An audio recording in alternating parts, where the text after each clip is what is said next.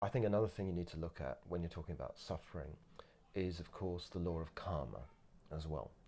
And there's a lot of nonsense spoken about karma, unfortunately. And I would go as far as to say that some of that nonsense is just downright evil. Because at its worst, the misunderstanding of karma actually seems to justify selfishness and even cruelty. Okay, yeah, I completely agree. And this is not what karma is about at all. It is the complete opposite of how we should apply an understanding of this wonderful, all pervasive natural principle. So, first of all, what is karma? Looking at it in a very simple way, it's what goes around comes around. Do good, good comes back to you. A little bit more profound than what goes around comes around is the description of karma as it exists in the Bible. Whatsoever a man soweth, that shall he also reap. So that's very precise, that whatever we sow, we will reap. It's a very definite statement. It's not like maybe or hopefully, it's definite. Probably more profound than that is the Buddhist notion of karma, that action and reaction are opposite and equal, which is also, interestingly enough, Newton's third law of motion, which shows, I think, just how all-pervasive this law is. It's not just a moral thing. It encompasses all consciousness and every aspect of consciousness, which means everything, because there is consciousness in everything. It's the fabric of it all. Absolutely, the fabric of creation. And this is how we should view karma. We shouldn't think of a logical universe and then you've got karma sort of placed on top of that in some kind of supernatural way.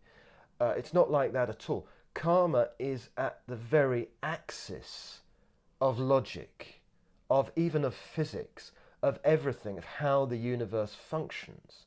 It's just that in spiritual terms, we tend to think of it more, as a matter of whether or not you're doing good or doing bad, and whether good things are happening to you or bad things are happening to you. The purpose of this law is not to punish, but to teach. So every experience you go through is a result of your karma, yes, but it is not to punish you. It's so that you can learn and grow.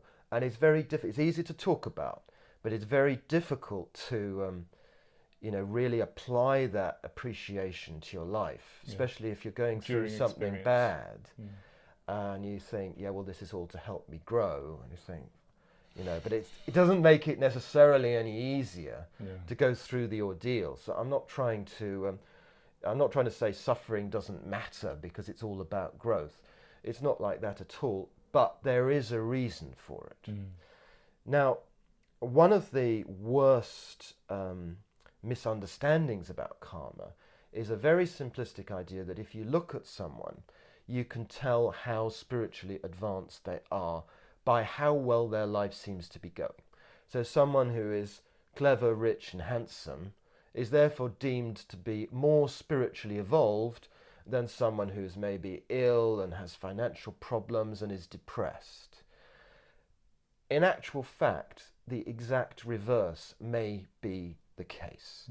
You just can't judge on that kind of a superficial level, because one aspect of karma is that if you are more advanced, then you're going to go through certain experiences which are more difficult, perhaps, than the average person. It's a bit like if you're very clever at school, it doesn't mean that you then stop going to school and don't have to do any homework. More likely, you're going to then go to a university which is more stressful.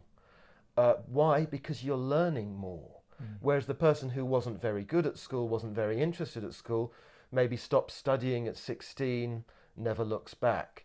So, it's as ridiculous to say that the person whose life seems to be going well is more advanced as it is to say that the person who is studying the least is the cleverest. In one way, one key might be how well that person is enduring that difficult experience and able to come out of that Yeah, I with think the that's, lessons that are to be yeah, learned. I think that's a very interesting point. You see some people who seem to have everything and yet make a great big fuss about the tiniest little thing that doesn't seem to be right in their life. And you have other people who have terrible problems and they always have a smile on their face and they seem to just sail through it because they have such a good attitude.